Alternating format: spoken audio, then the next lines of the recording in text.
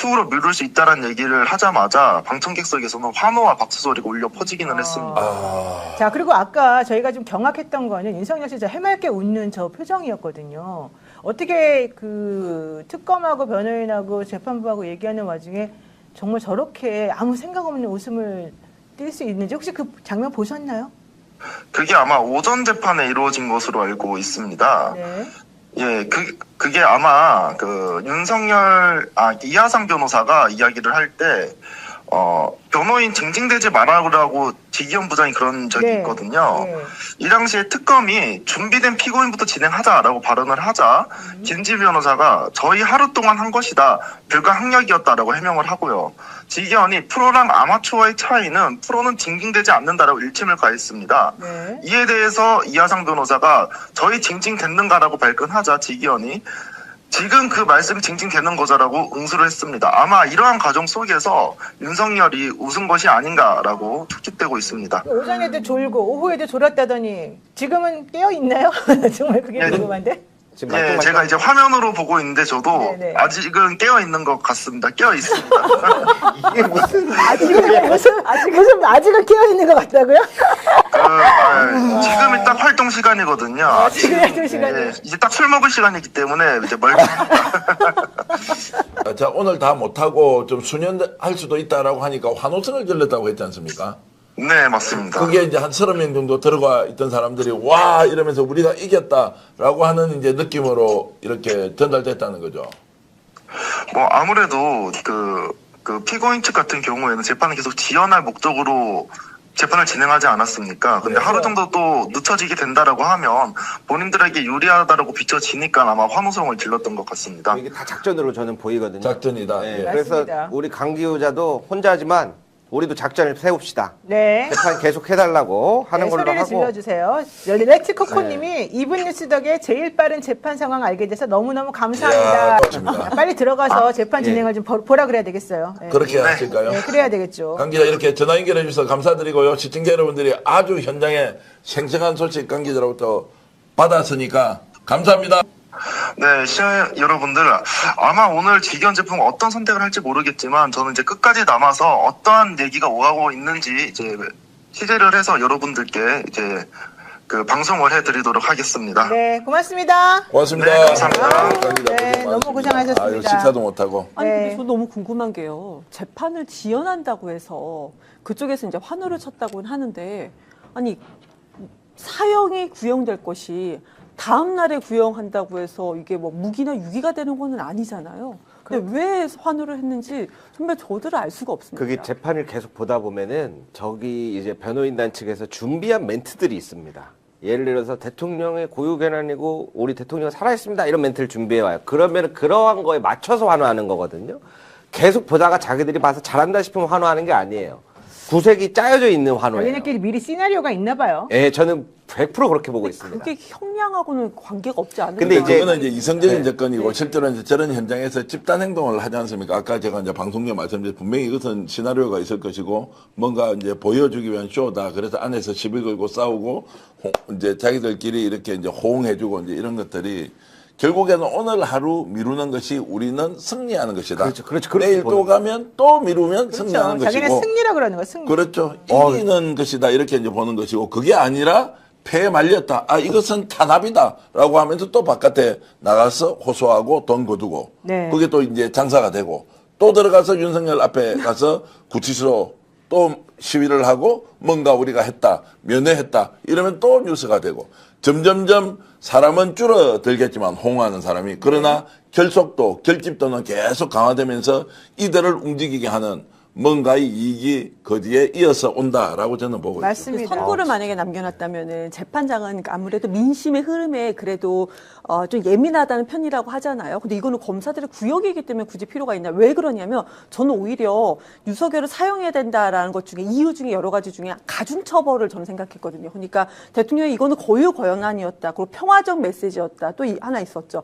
국가 위기 관리였다. 저는 이것이 윤석열의 위법적인 행동을 행동을 하는 것에 정말로 이것을 불법적인 행동을 하는 것에 본인이 뉘우침이 전혀 없이 오히려 양형 기준 뭐 가중 처벌의 사유가 되는 것은 아닌가 이런 생각이 들어서 왜 저들은 저렇게 무지한 행동을 하지? 라는 거기에 또 윤석열을 왜 쳐 웃고 있나 이런 생각까지 들었습니다. 그러니까 이성적 접근으로 그 사람을 평가하는 단계는 이미 지났고 사법적으로는 법정 채용으로 갈 것이고 저 사람이 제정신이 아니구나라는 전제로 보면 지극히 윤석열은 저런 행동밖에 할 수 없겠네. 그러면 추종자들은 더 이상의 행동을 하면서 이게 집단적으로 최면 상태구나. 이제는 신념의 문제를 뛰어넘어서 신앙의 문제로 갔구나. 이들은 더 이상 우리 사회에 복귀해서 건강한 시민으로 성장할 가능성이 별로 없겠구나라는 걸로 이제 저는 계속 좁아지고 작아지고 있다 이렇게 저는 보고 저는 이 부분이 진짜 예리하신 부분이라 생각하는데 제가 이제 강지호 기자가 혼자 가 있는 게 계속 걱정되는 게 얼마 전에 이제 윤석열 지지자가 칼을 들고 들어오다 걸렸어요. 그래서 이게 법정에 보고까지 올라간 사건인데 그런데 이제 지난번 엊그제 재판에서 윤석열 김용현 변호인단들이 왜 지지자들이 이렇게 막 몸수색부터 해가고 이런 걸 빡세게 하냐. 인권 유린이다라는 표현을 해요. 예, 그러니까 수색 좀 적당히 하라는 거잖아요. 그래서 아까 말씀하신 것처럼 저는 오늘 당일 때 되면은 이 사람들이 재판을 지연하기 위해서 어떠한 것들을 준비해 올지 모르겠다. 더 철저히 해야 된다 그랬거든요. 그러한 부분에서 아마 이성적인 접근보다는 자기들이 이겼다. 네. 이렇게 아마 생각할 확률이 높아서. 그들을 이기라고 그냥 두고요. 우리는 구형을 그냥 사형 구형하면 된다고 봅니다. 내일에도 좋으니까 사형 구형하면 된다. 저들은 그들만의 세상에 갇혀 있어서 그런 것 같습니다. 라고 말씀하셨는데 그 말이 딱 맞는 것 같고요. 제가 김대우 기자한테 이거 좀 여쭤보겠습니다. 재판 이제 다 참석하셨으니까 대답하실 수 있을 텐데 윤석열 씨가 재판하면서 국무위원들이 그 자기를 말리지 않았다 이걸 가지고 막 화를 냈다는 기사가 있었거든요. 네. 계엄하면 창피할 수 있다고 얘기하는 장관 하나도 없더라 이런 발언을 했다 그러는데 혹시 그거 아십니까? 이제 오늘날 살기 위해서 국무위원들은 다 반대했다고 하지 않습니까? 그렇죠. 근데 사실 적극적인 반대는 아무도 없었습니다. 네. 제가 지난번에도 이제 말씀 못 드렸던 게 있는데 송미령 장관도 적극적인 반대는 없었습니다. 그렇죠. 그러나 그렇다고 해서 반대했다고 들었을 사람인가? 그것 또한 아니었다.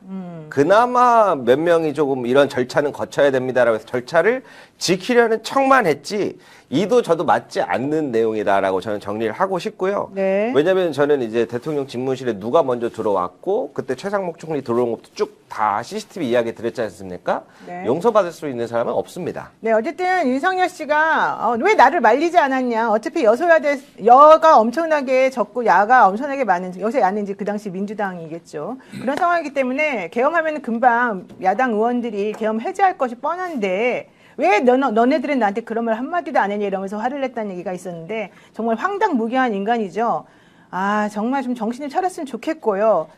이 직위원 재판부에서도 이 사람들 지쳤을 때 그냥 끝까지 밀어붙여가지고 더 오래 질질 끌지 않도록 했으면 좋겠고요. 가장 관심이 쏠리는 건 윤석열 피고인에 대한 특검의 구형이 사형이냐 무기냐겠죠. 자, 그런데 윤석열 피고인 등에 대한 구형량을 두고선 특검 내부의 의견이 갈린다고 합니다. 사형과 무기징역 두 가지 선택지를 놓고 내란 특검팀의 회의는 어젯밤 9시까지 이어졌습니다. 조은석 특별검사의 주재하에 특검보와 차장 부장검사까지 15명의 수사 책임자들이 6시간에 걸쳐 구형에 대한 의견을 개진했습니다. 국회 군경 투입과 정치인 체포 지시, 선관위 침투 등과 같은 국헌 논란과 헌법 질서 파괴 행위로 인한 국민들의 피해가 컸다는 점에 이견은 없었던 것으로 전해졌습니다. 심각한 범죄 혐의이기 때문에 윤석열 전 대통령을 엄단할 필요가 있다는 쪽으로 의견이 모인 겁니다. 이 과정에서 전직 대통령 전두환 노태우 씨 판례도 거론됐습니다. 우리는 역사적 경험을 통해 권력을 가진 자의 친일 쿠데타는 내세웠던 명분은 허울뿐이고 목적은 오로지 권력의 독점과 유죄성을 잘 알고 있습니다. 다만 윤 전 대통령에게 사형보다는 무기징역을 구형해야 하는 것 아니냐는 의견이 근소하게 많았던 것으로 파악됐습니다. 계엄이 지속된 시간과 직접적으로 가져온 피해 등을 법적 형량을 요청하는 구형에는 고려해야 한다는 겁니다.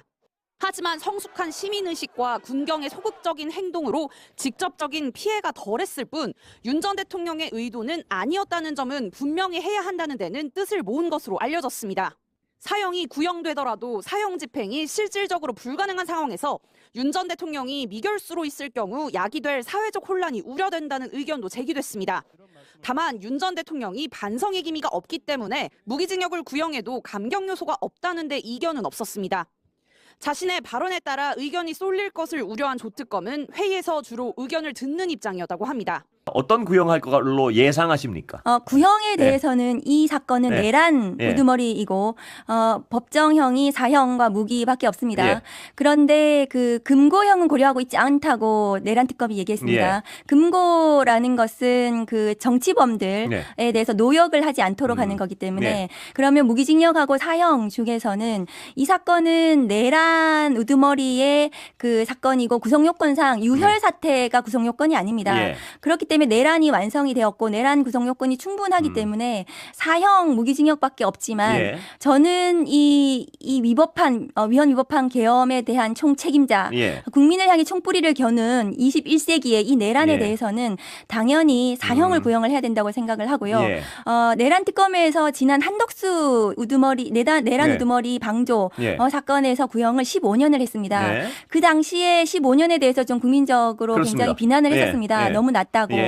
그 후에 내란 특검에서 아마 이 구형에 대해서 좀 고민을 많이 했을 것 같고요. 예. 그래서 한덕수를 기준으로 한다면 이 그 구형이 윤석열 구형에 대해서는 뭐 아주 사형이나 무기징역 구형으로 가지 않을 수도 있겠다 이런 우려가 있었는데 예. 그 후에 좀 내란 특검이 회의도 하고 이런 국민들의 의견을 좀 봤을 때 저는 사형 구형을 하지 않을까 예. 그렇게 좀 전망을 좀 하고 있습니다. 지금 전두환 노태우 사건 때 비교해가지고요. 한 명은 사형, 한 명은 무기징역, 뭐 이럴 것이다. 이런 설도 나오는데 그것도 충분히 가능한 어떤 방법이죠, 지금 보면? 그렇습니다. 예. 전두환에 대해서는 사형을 예. 구형했고 그다음에 노태우에 대해서는 무기징역을 예. 구형을 했습니다. 최종적으로 전두환에 대해서 무기징역, 그다음 노태우에 대해서는 징역형이 선고가 됐는데요. 그렇다면은 뭐 1인자인 윤석열에 대해서는 사형, 예. 김용현에 대해서는 무기징역을 구형을 할 수도 있겠다. 내란 특검 예. 입장에서는 하는데 다만 전두환 같은 경우에는 군사 반란과 내란 목적 살인이 같이 기소가 됐습니다. 윤석열의 경우하고 조금 다른 경우이죠. 예. 그래서 아마 내란 특검에서 조금 감경해서 구형을 고려를 한다면 예. 그런 부분들이 좀 고려되지 않을까라고 생각을 합니다. 구형량에 따라 1심에 어떤 직접적인 영향이 있습니까?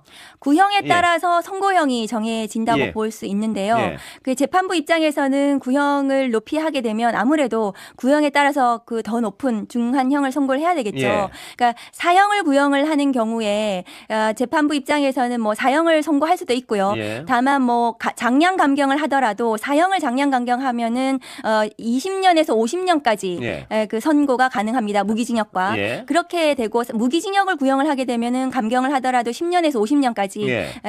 선고가 가능합니다. 예. 그래서 구형을 어떻게 하는가에 따라서 선고형이 영향을 받을 수 있습니다. 아, 그러면 내란의 경우에도 징역형도 가능한 건가요? 그러니까 내란에 일심? 대해서 사형 무기징역을 예. 구형을 하게 되면 예.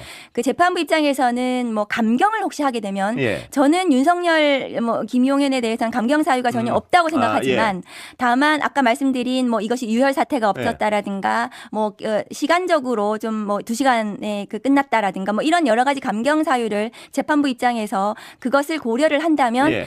감경해서 징역형 선고는 또 가능하지 않을까 생각합니다. 그게 징역형 선고도 가능은 하군요. 감경하면. 내란형에 감경하면 그렇습니다. 그렇다면 직위원 재판부의 어떤 판단이 더 불안할 수 있는 거 아닙니까? 지금 국민들이 보기에? 직위원 재판부가 이 사건을 뭐 징역형을 선고를 해선 저는 안 된다고 생각하고요. 사형 무기에 대해서 무기로 선고를 해야 되겠죠. 그 법정형에 따라서 저는 그렇게 생각합니다. 그러니까 그동안 어떤 직위원 재판부 여러 비관례적인 어떤 선택을 봤을 때 징역형을 선택할 어떤 불안감도 배제할 수는 없는 상황이군요. 지금으로서는 좀 그런 상황인데요. 그런데 직위원 재판부가 작년 6월까지 재판을 막 질질 끌고 지지부진했습니다. 그때 윤석열에 대해서 한 15일에 한 번씩 재판을 하기도 하고 그랬어요. 그런데 6월 이후에는 재판을 타이트하게 하고 어쨌든 결심 공판까지 의지를 좀 가지고 신속하게 재판을 하겠다는 것을 좀 보여줬기 때문에 좀 신경의 변화, 재판부의 좀 변화는 좀 있는 것 같아요. 그래서 중형을 선고해야 된다는 본인들의 좀 그 의지는 좀 있지 않겠나라고 생각은 합니다. 일단은 뭐 그렇게 믿어봐야죠. 그렇습니다. 그렇지만 직위원 판사가 윤석열에 대한 구속 취소를 했던 판사이기 때문에 마지막까지 저는 좀 뭐 지켜봐야 될 거라고 생각합니다. 자, 다음 주 금요일 체포방해 혐의 10년 구형했는데요. 그 부분은 어떻게 보십니까? 예상하십니까? 그 구형은 내란 특검에서 아마 최고형으로 양형 구간 내에 예. 했을 때 한 11년 3개월 정도가 최고형이다. 예. 그래서 10년을 구형을 한 것인데요. 그 사실은 그 체포방해 혐의는 중대합니다. 예. 범죄 자체가. 예. 왜냐하면은 그 경호처를 사병화시키고 예. 무장을 통해 가지고 적법한 체포영장의 집행을 방해한 거거든요. 그런 중대한 범죄에 대해서는 저는 뭐 한 7년 8년 네. 이상의 중형이 선고될 거라고 생각합니다. 예. 특검이 관련해서 회의를 했다는 거 아니에요? 네, 6시간 동안. 6시간 회의에서 뭐 결론이 났다라는 건 아직 안 나온 거 아니에요? 그 결론은 조은석 특검에게 일임한다. 그거 그 결론이면 5분 만에 끝낼 수 그러니까 있는 거 6시간을 했는데. 근데 이제 사형을 주장하는 쪽과 무기징역을 해야 된다고 주장하는 쪽이 팽팽히 맞섰었다. 근데 이제 무기징역 쪽이 조금 더 우세하게 결론은 나온 것 같은데 예. 그래도 결론은 특검님이 알아서 하시오 이렇게 된 거죠. 그러니까 나는 처음에 회의 시작할 때부터 그 결론은 나 있었을 것 같은데. 그렇지. 아무튼 뭐 전 국민의 초미의 관심사고 그러다 보니까 특검에서도 그 무게를 분명히 느끼고 있을 것 같다라는 생각은 듭니다. 오늘 그 서초동 법원 근처에 그 스케치했던 기사들을 보니까 여기저기서 이제 집회가 진행이 되고 있나 봐요. 뭐 무죄를 주장하는 사람들 또 처벌을 주장하는 사람들 서로 나누어져서 중간중간 속보로 나오는 내용들이 있어요. 인상적이었던 것은 윤석열 피고인이 잔다. 졸았다. 졸고 있다. 아니 하루 종일 존대요. 오전부터. 사형 구형이 될 수도 있는데. 그러니까 이게 고개가 이렇게 있어? 떨어지는 걸 봤다는 거예요, 사람들이. 예. 진짜 이렇게. 예. 뭐 진짜 황당해. 본인 입장에서는 사형 구형이 될 수도 있는 날 아니에요. 그런데 졸았다. 굉장한 멘탈이다. 라는 생각이 들고. 거의 뭐 그 멘탈이 없어서 멘탈이 강한, 멘탈이 강해서 멘탈이 없고 뭐 이런 이제 말하자면 어떤 순한 없어서 그 강도가 센. 그러니까 무협지에서 말하는 있어서 없고 없어서 있고 있어서 없는 무협지에서 말하는 이런 사실은 그게 뭔가 이렇게 도를 통달했을 때 그런 불교 게 철학 뭐 이런 거 있을 수 있는 건데 흑화의 끝. 어떤 분들은 애초 자아가 없었기 때문에 뭐 이런 게 가능하다라는 얘기도 하던데. 자, 그리고 윤석열 졸았다라는 얘기 있고 점심시간 때 약간의 그 소란이 있었던 것 같더라고요. 그리고 맞아요. 저는 인상 깊었던 게 그거였어요. 지규현 판사가 했다는 말. 징징거리지 마라. 그렇죠. 변호인들한테 프로는 징징거리지 않는다. 아마추어의 차이는 징징거리지 않는 거다. 그러니까 변호인이 그러면 제가 지금 징징거린다는 겁니까? 그게 그렇다. 징징거리는 거다. 네. 지기현 판사의 이게 워딩 하나하나가 지금 뉴스가 되고 있고요. 점심시간, 그러니까 너무 지금 서증 조사를 하고 하는 것이 오래 걸리니까 점심시간을 조금 줄이자, 한 10분 정도 땡기자. 오후 일정을 좀 일찍 시작하자라고 했더니 그 이하상 변호사, 김용현 전 장관의 변호사죠. 이 사람이 그 변호인들의 인권을 보장해달라. 그래서 자기는 2시까지 반드시 점심을 먹어야겠다. 그래서 이제 지기현 판사가 알았다 2시까지 하자. 2시까지 점심시간을 하는 걸로 그렇게 결론이 났다고 그러는데 그러니까 대한민국에서 가장 큰 법정이라는 거 아니에요? 여기가? 맞아요. 대법정. 예. 지금 이 법정에서 주고받는 대화가 이런 거라는 그러니까요. 거죠. 식사를 10분을 더하니 덜하니 그리고 그 법정이요. 일반 이제 피고인들 이 재판 진행하는 법정이 아니고 좀 언론 주목도도 높아서 방청객도 있고 왜냐하면 방청객과 또 법대가 더 멀어요. 일반 이 재판정보다. 30년 전에 전두환 노태우 씨도 거기에 섰다는 거 그랬죠. 아니겠습니까? 4.17로. 그래서 굉장히 의미가 있는 그런 법정인데 되게 목소리도 더 울려요. 크다 보니까 일반 법정보다. 근데 거기서 징징대지 마라 이랬다는 게 역사에 또 어떻게 기록될지 좀. 예. 지금 이 상황에서 그 지금 서증 조사라는 걸 한다는 거 아니에요? 서류 증거 조사. 네. 이걸 하는데 김용현 전 장관이 오전부터 지금까지 하고 있고 그래서 지기현 판사가 물어봤대요. 지금 여기가 8명의 결심 공판을 같이 해야 되니까 지금 남아있는 사람들한테 당신들은 시간이 얼마나 걸립니까? 라고 했더니 대부분의 피고인들이 지금 1시간 정도는 잡는다. 그런데 윤석열 피고인 측 변호인은 6시간에서 8시간이 걸린다. 만약에 이게 그냥 산술적으로 계산해 보면 오늘 안에 안 끝난다는 얘기가 되잖아요. 그렇죠. 뭐 내일 새벽을 얘기하고 그랬더니 기사는 무박 2일의 재판이 될 수도 있다. 그럴 수 있죠. 라는 얘기가 나오는데 이렇게까지 합니까? 아니요. 그런 경우 못 보고 제가 저희 그냥 일반 사건들 하잖아요. 그때도 증인이 뭐 시간 맞추고 재판부도 막 증인신문이 다 차 있고 이러니까 뭐 5시 20분 이렇게 잡으면서 우리 셔틀이 6시에 끊긴다. 빨리 끝내라. 이런 얘기를 이제 판사님이 하시는 거예요. 우리 직원들도 집에 애가 있고 뭐 이런 얘기를 하시더라고요. 그래서 근데 마음에 부담이 더 빨리 끝내겠습니다. 이러는 게 사실이다. 6시 이후에 넘어가는 경우 5시 이후에도 잡는 경우는 거의 근데 없어서. 저는 지금 진행되는 모습을 보면 뭐 지기현 판사가 초반과는 조금 달라진 워딩들도 있지만 판사가 끊어야죠. 이게 징징댄다라는 표현까지 쓸 정도면 판사도 지금 이들이 왜 이러고 있는지 알고 있는 거잖아요. 그러면 어느 정도 해서 이거를 끊어야 되는데 그러니까 예를 들면 뭐 그렇다고 해서 의미 있는 발언을 하는데 그거를 끊을 수는 없겠지만 이 행태가 뭔지를 정리하고 이렇게 하면 안 된다라고 얘기하고 넘어가야 되는데 지금 일단 그렇게 진행되고 있는 것 같지는 않습니다. 그래서 말이 이렇게 했어요. 시간을 일부러 질질 끄는 거라고 생각하지는 않겠습니다.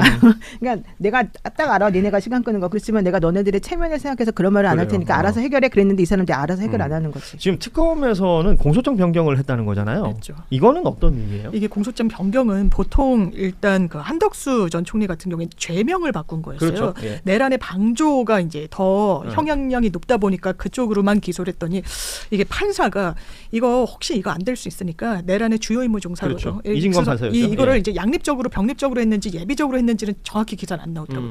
그게 아주 통상의 공소장 변경의 모습이. 그런데 여기에서는 특검이 자기네들이 공소장에 이게 시기는요 상당히 구체적으로 딱 특정을 해야 돼요. 그러면서 계엄을 모의 획책하게 된 그 기간을 딱 적어놓은 날짜가 있는데 증인신문 통해서 보고 추가로 확보된 증거들 통해서 조합을 해봤더니 본인들이 공소장에 쓴 날로보다 더 5개월 정도가 앞당겨졌다고 예. 보여져서 사실관계를 이게 어떻게 보면 아주 주요한 건 아니잖아요. 지역적이잖아요. 그러니까 기본적 사실관계가 동일한 범위에서만 공소장이 변경이 돼요. 왜냐하면 공소장 딱 받아보고 아 요렇게 저렇게 내가 방어해야지 계획을 다 세웠는데 틀거리가 바뀌면 이건 방어권의 아주 심대한 침해가 되는데 그런 정도가 아니라서 지금 직위원재판부가 받아준 겁니다. 그렇게 해서 아니, 그리고 그렇게 받아준 이유가 지금 이제 말씀하신 것처럼 확인되지만 이게 만약에 행위 그 일시 장소 방법이 특정이 안 되면 맞아요. 무죄가 될 수도 있어요. 그렇죠, 그렇죠. 맞아요. 그래서 그 행위 일시 장소 이런 것들을 전부 다 특정하고 구체화를 시켜야 되고 그에 상응한 증거가 뭔지를 노상훈 수석 같은 걸 확인해가지고 그렇습니다. 그 보완을 해줬다는 거라서 이건 매우 필요한 그런 거거든요. 그리고 이게 유죄가 된다는 걸 확실히 보여주기 위한 그런 것도 되는데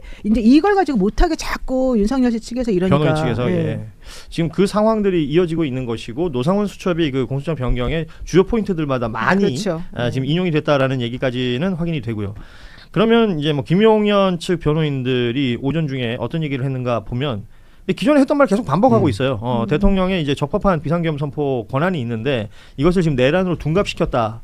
그리고 검사들이 그런 권한이 없다라는 취지의 주장을 하고 있는데 뭐 처음 재판이 시작될 때부터 지금까지 사실은 같은 말 하고 있는 겁니다. 맞습니다. 달리 말하면 딱히 더 새로운 걸 내놓을 게 없다라고 볼 수 있는 거 아니에요? 그러니까 재판장이 정확히 말했어요. 당신들이 지금 얘기하면서 이 공소장 변경 못한다고 주장하는 이유는 실제 공소장 변경의 내용을 가지고 말하는 게 아니라 당신들이 이 공소 사실에 대해서 인정할 수 없다라고 하는 걸 얘기하는 것밖에 안 돼서 그거는 내가 판단할 거야. 근데 그만해. 이제 이렇게 얘기는 정확히 해줬죠. 자, 이 재판 결심 공판이고 특검의 구형이 어떻게 될지 그리고 뭐 사실 다른 주요 임무 종사자들도 있습니다만 이 내란 우두머리 혐의의 윤석열 피고인에 대해서 어떤 그 내용이 나올지는 뭐 재판은 지금 그런 순서로 진행이 되고 있고 그런 속도로 진행이 되고 있습니다.